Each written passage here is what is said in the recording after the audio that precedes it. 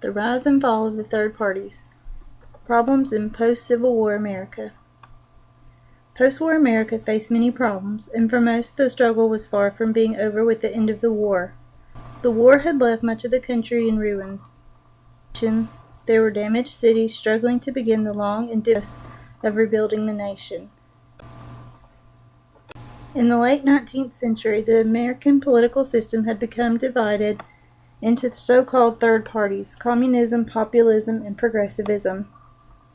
These parties ultimately developed and failed for the same reasons, in response to the still divided feeling. The efforts of the post-war government largely concentrated on the rebuilding of the country and the idea of once again creating a unified government. These attempts were structured around the idea of a communistic system in which there were no divisions in political advantages or the states. Karl Marx is credited with being the father of communism. He was outraged by the division of classes caused by capitalism and believed that there should be no private ownership of property, as this led to greed and competition. Along with Friedrich Engels, he published the 1848 Manifesto, detailing their plan for a more equal distribution of wealth. In the communist movement in post-war America, the American government felt that the country was in need of labor reform and worked to institute labor unions in order to create and maintain safe and fair working conditions for all the American people. While the Communist Party was unsuccessful and short-lived, their efforts gave rise to the Populist or People's Party.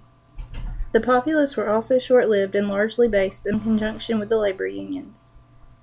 However, these attitudes toward elite groups in general, and their efforts were mostly unsuccessful. With the defeat of William Jennings Bryan in the 1896 presidential election, the party quickly faded out of existence. The progressive era which followed consisted of the belief that the answer to political reform would be found within government intervention. This party had the most progressive and positive impact on the American system. Their beliefs were centered on the idea of progress and growth. They sought to build on the original American dreams of freedom, equality, and the common good of all. While all of these parties eventually failed and most were short-lived, each of their parties left their own marks in our history and helped in some way to rebuild our shattered nation. Their ultimate most likely due to the still divided feelings in our nation, which would take time to heal and in some ways are still ongoing works in progress.